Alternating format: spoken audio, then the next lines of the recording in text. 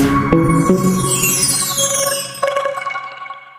राकेश मिश्रा आपके लिए आज एक बेहतर टॉपिक के साथ आज का शुरुआत करते हैं इस वीडियो का। आज आपके बीच शुरू होगा what is the difference between class and phrase. बहुत सारे बच्चों की डिमांड आ रही थी कि सर क्लास पे वीडियो बनाइए, फ्रेज पे बनाइए। आखिर ये होता क्या है क्लास?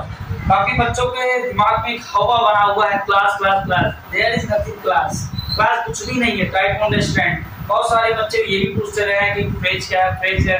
फ्रेज मींस कुछ नहीं, बस यूं समझिए आप हमारे साथ हैं तो आज आप क्लास को भी बेहतर तरीके से पढ़ेंगे और फ्रेज को भी। वीडियो को आगे बढ़ने से पहले हम चाहेंगे आपसे कि please like, subscribe and share मेरे इस चैनल को जरूर करें। आपके एक लाइक से, आपके एक सब्सक्राइब से और एक शेयर से मनोबल काफी मेरा बढ़ता है। और परिवार है अपना, आप तो मेरे परिवार के हैं और परिवार में सारी चीजें तो चलती है। मुझे पता भी है कि अप्रॉक्स 600 के आसपास हम अचीव करने वाले हैं सब्सक्राइबर। ये सब आपकी देन है क्योंकि because you are my family. और फैमिली हमारी इतनी सुंदर है तो कुछ भी हासिल कर सकते हैं। क्यों? तो स्टार्ट करते हैं क्लास। ध्यान दीजिएगा, what is class? Class means होता क्या है? पहले तो आपको मैं बताऊं, क्लास की हिंदी मीनिंग होती है उपवाक्य। क्या होता है? उपवाक्य। क्लास का डेफिनेशन देखते हैं। It has a group of words with a subject verb combination. हमने कहा कि it has a group of words with a subject verb combination. ये जो क्लास होता है ये शब्दों का समूह होता है और समूह के साथ साथ ध्यान दीजिएगा, क्लास मीन्स उपवाक्य। और ये क्या होता है? ये शब्दों का एक समूह होता है और समूह के साथ साथ इस समूह में आपको एक सब्जेक्ट मिलेगा और एक वर्ब मिलेगा। ध्यान दीजिएगा, क्लास की सबसे बड़ी बात क्या है कि शब्दों का समूह तो होगा ही होगा, लेकिन इसमें क्या होगा? एक सब्जेक्ट भी होगा और एक वर्ब भी होगा। इट मे और मे नॉट। ध्यान दीजिएगा, यहाँ मैं क्या कह रहा हूँ? इट मे और मे नॉट कंप्लीट सेंस। कहने का मतलब है ये जो क्लास होता है ये आपका पूरा अर्थ दे भी सकता है और नहीं भी। फिर आप सोच रहे हैं ये कैसी बात कर रहे हैं सर? जी हाँ, मैं सही बातें कर रहा हूँ। चौंकिए नहीं, चमकिए। हर बात को यहाँ पे क्लिक कीजिएगा कि क्लास जो होता है वो कंप्लीट अर्थ दे भी सकता है और नहीं भी। कंप्लीट कहने का क्या मतलब है? Meaningful sense. मीनिंगफुल का मतलब तो आप जानते ही हैं, पूरे अर्थ की मैं बात कर रहा हूँ। ध्यान दीजिएगा कि क्लास के जनरली दो ही पार्ट होते हैं। एक होता है इंडिपेंडेंट क्लॉज। क्या होता है? Independent clause. और स्पेलिंग पे भी फोकस कीजिएगा। और दूसरा इसका पार्ट होता है डिपेंडेंट क्लॉज। क्या होता है? Dependent clause. अर्थात क्लॉज जब आप देखेंगे, क्लॉज के दो पार्ट आपको मिलेंगे। उसमें एक क्या होता है? इंडिपेंडेंट क्लॉज और दूसरा क्या होता है? Dependent clause. इंडिपेंडेंट क्लॉज क्या होता है? इंडिपेंडेंट का मतलब होता है जो किसी दूसरे पर आश्रित ना हो, निर्भर ना हो। जैसे आप जब कमाने लगेंगे ना तो क्या कहेंगे? Who is father, who is mother, who is my friend. जब आपके खाते में धकाधक रुपया गिनेगा तो आप क्या कहेंगे? पैसा पैसा करता है, आप किसी को नहीं पहचानता। आप ये ना कहेंगे? बात तो सही। ये होता है इंडिपेंडेंट क्लॉज। इंडिपेंडेंट क्लॉज का मतलब जो किसी पे भी निर्भर ना हो। लेकिन दूसरा क्या है? Dependent clause. डिपेंडेंट क्लॉज का मतलब जैसे आप अभी स्टूडेंट हैं तो आप अपने परिवार पर निर्भर होंगे, परिवार वाले ही आपको सपोर्ट करते होंगे, फीस पेड करते होंगे। तो अभी आप किसमें निर्भर हैं? परिवार पर। इसलिए आप किस श्रेणी में आएंगे? डिपेंडेंट क्लॉज पे। हेलो, इस क्लास में आएंगे डिपेंडेंट क्लॉज में। लेकिन जब आप पढ़ लिख के नौकरी पा जाएंगे और खूब धुआं उड़ाएंगे, क्या? रुपया। अच्छा, तो फिर आप क्या हो जाएंगे? इंडिपेंडेंट। उसी को ग्रामर की भाषा में बोलते हैं क्या? Independent clause. तो इंडिपेंडेंट क्लॉज जो होता है आपका वो मीनिंगफुल सेंस देता है। कैसा सेंस देता है? Meaningful sense. ध्यान दीजिएगा, जो इंडिपेंडेंट क्लॉज होगा वो मीनिंगफुल सेंस देगा। कैसा सेंस देगा? Meaningful sense. बट अगर आपका क्लॉज कैसा है? डिपेंडेंट है। कैसा है? डिपेंडेंट है। वो नो मीनिंगफुल सेंस देगा था। ये अपने पूरे अर्थ को पूरा नहीं करता है। ये अपने पूरे अर्थ को पूरा नहीं करता। क्यों? क्योंकि ये किसी पे आश्रित होता है। क्या होता है? आश्रित। ध्यान दीजिएगा, जैसे मैंने एग्जांपल लिया, if he works very hard. Hello, if he works very hard. अगर मैं आपसे यही कहूं if he works very hard तो आप कहेंगे यही हिंदी मीनिंग इसकी बताइए। यदि वह बहुत कठिन परिश्रम करता है, क्या कहूँ, यदि वह कठिन परिश्रम करता है सॉरी, मैं अगर आपसे कहूँ if he works very hard, यदि वह बहुत कठिन परिश्रम करता है, तो एक ही बार अगर मैं बार बार रिपीट करूं तो आप क्या कहेंगे, आगमा तो बोलो, क्या कहेंगे, आगे तो बोलो। अरे आगे बोलने का मतलब यदि वह बहुत कठिन परिश्रम करता है तो क्या पूरा अर्थ नहीं मिल रहा है ना, क्योंकि ये किसी पे आश्रित है। क्या है, आश्रित। आश्रित क्यों है, आप बार बार यही कह रहे हैं if he works very hard, if he works very hard. अरे आगे तो बोलिए नहीं यदि वह बहुत परिश्रम करता है तो क्या, दिमाग कहाँ जाते हैं, बताइए क्या होगा।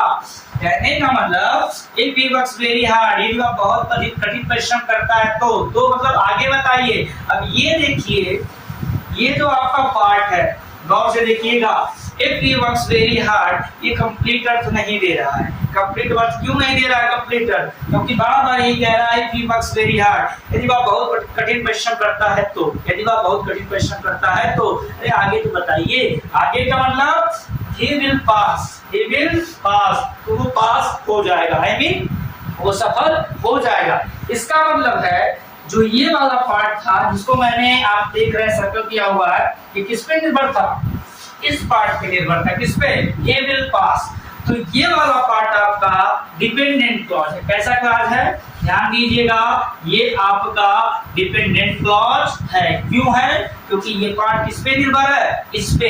इसका पूर्ण अर्थ निकल रहा है he will pass, वह पास हो जाएगा, he will pass, वह पास हो जाएगा। क्या ये किसी पे निर्भर है, नहीं निर्भर है, लेकिन ये वाला निर्भर है। क्या कह रहा है, if he works very hard, यदि वह बहुत कठिन परिश्रम करता है तो। आगे तो बताइए, आगे तो बताइए, ये निर्भर है किस पे, ये विल पास पे।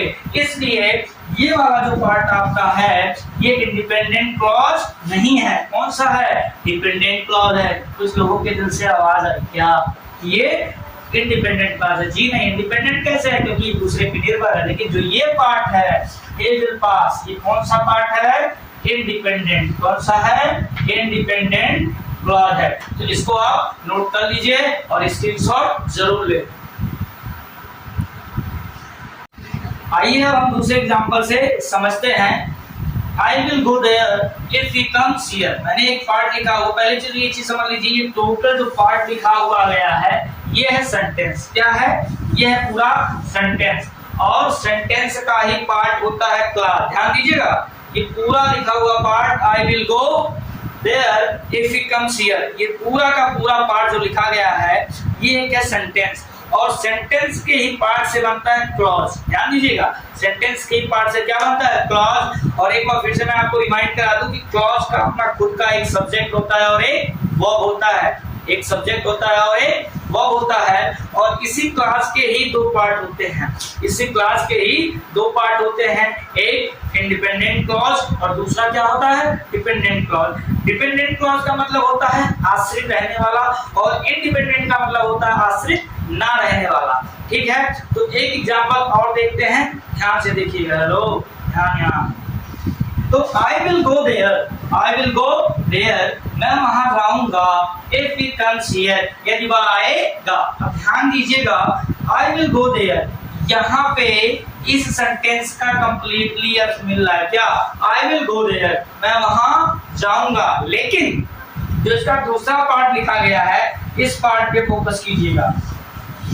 इफ ही कम्स हियर, यदि वह यहाँ आएगा। आप क्या कह रहे हैं, यदि वह वहां आएगा, यदि वह यहाँ आएगा। क्या, आगे तो बताइए, बार बार दिमाग चाटते हैं, यही कह रहे हैं यदि वह यहाँ आएगा तो क्या होगा।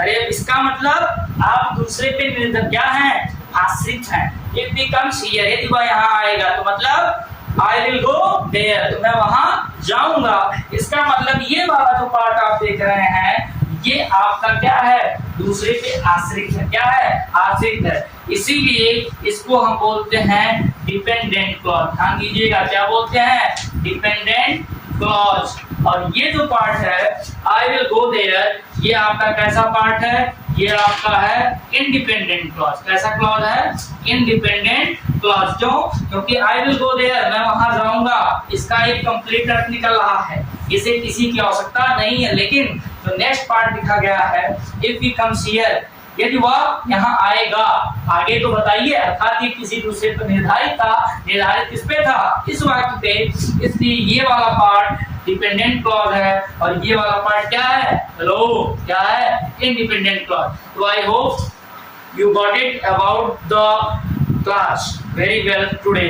आपको आज समझ में आया होगा अच्छे से क्लास के बारे में, और स्क्रीनशॉट इसका ले लें। अब हम आगे सीखते हैं, हेलो, क्या, फ्रिज।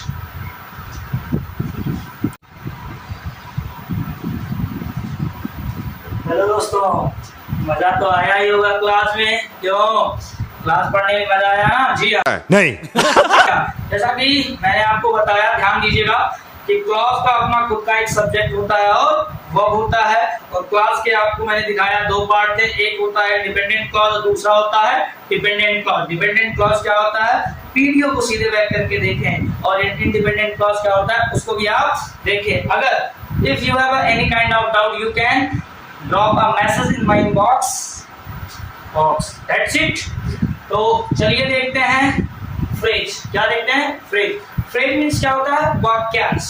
वाक्यांश क्या होता है, वाक्य का अंश। ध्यान दीजिएगा, फ्रेज मीन्स होता है वाक्यांश, और वाक्यांश मीन्स क्या होता है, वाक्य का अंश। वाक्य का अंश का मतलब, अंश का मतलब ये होता है भाग, अर्थात किसी भी सेंटेंस का जो पार्ट होगा, ध्यान दीजिएगा, किसी भी सेंटेंस का जो पार्ट होगा और उस पार्ट में यदि सब्जेक्ट नहीं है, ध्यान दीजिएगा, किसी भी सेंटेंस का जो पार्ट होगा और उस पार्ट में यदि सब्जेक्ट नहीं है, सब्जेक्ट के साथ साथ वर्ब नहीं है, तो उस पार्ट को हम फ्रेज बोलते हैं, और हिंदी में हम उसे क्या बोलते हैं, वाक्यांश। क्या बोलते हैं, वाक्यांश। और ध्यान दीजिएगा कि फ्रेज जो होता है हमेशा मोर देन वन वर्ड्स, एक से अधिक शब्दों के समूह से फ्रेज बनता है। कम से कम दो शब्द तो उसमें रहेंगे ही, इंग्लिश में बोले तो दो वर्ड रहेंगे ही रहेंगे, किसमें, फ्रेज में। हेलो, किसमें, फ्रेज में।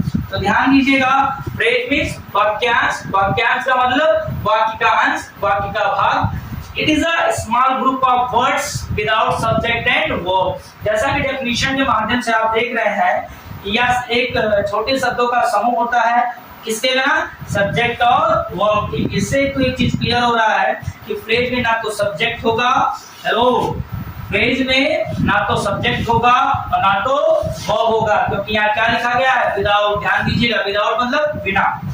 It does not give meaningful sense. जाहिर सी बात है कि जब जिस वाक्य का सब्जेक्ट नहीं होगा, वर्ब नहीं होगा, तो वो किस तरीके से अपना पूरा अर्थ दे सकता है, मीनिंगफुल सेंस दे सकता है। It's not possible. So try to understand about phrase. It is a small group of words without subject and verb, and it does not give meaningful sense, और ये पूरा नहीं देता है। Let's try to example.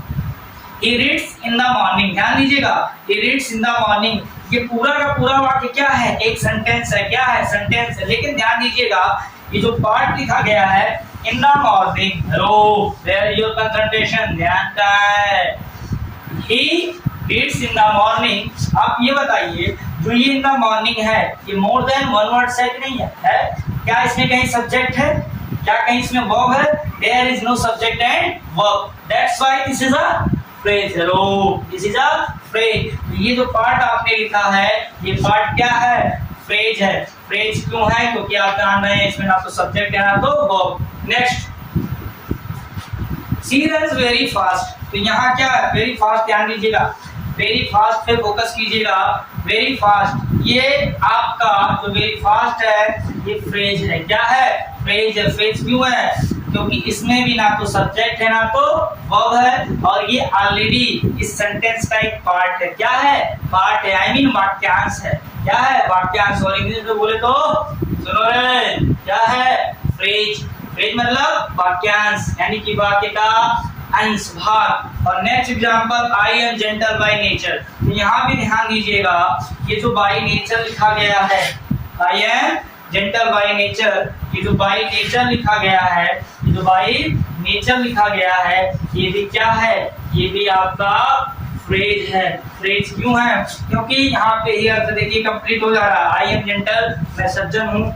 He reads, वह पढ़ता है। She runs, वह दौड़ती है। तो जैसे ही अर्थ वाक्य का पूरा हो, एक चीज ध्यान दीजिएगा, किसी भी सेंटेंस में जैसे ही उसका अर्थ पूरा हो और उसके बाद का जो वाक्य मिले, भाग मिले, वाक्यांश मिले और उसमें अगर सब्जेक्ट ना हो, वर्ब ना हो, ध्यान दीजिएगा कोई भी सेंटेंस स्टार्ट हो रहा है, सब्जेक्ट मिले, वर्ब मिले और जैसे ही कंप्लीट अर्थ करने के बाद उसका जो पार्ट मिल रहा है, अगर उसमें ना तो सब्जेक्ट हो ना तो वर्ब हो, तो उस पार्ट को हम बोलते हैं फ्रेज। क्या बोलते हैं? फ्रेज। और you know the meaning of phrase, a part of a sentence, a part of a sentence without subject and verb we say phrase, and Hindi meaning इस phrase is वाक्यांश। वाक्यांश का जब हम एक्सप्लेन करेंगे तो बोलेंगे क्या?